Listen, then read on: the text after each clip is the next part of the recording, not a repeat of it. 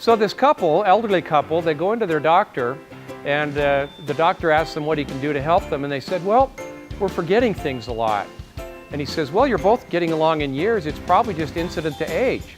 He says, why don't you go home and just decide to write everything down? They agree to try that, so they go home, and the husband's in his easy chair in the living room, and his wife is in the kitchen, and the husband yells into his wife, honey, could you bring me a dish of vanilla ice cream? So the wife writes down vanilla ice cream. And then the husband says, honey, would you mind putting some chocolate sauce on that? And so the wife writes down chocolate sauce. Well, about 20 minutes later, she comes out of the kitchen carrying bacon and eggs. And her husband looks up at her and says, honey, you forgot the toast.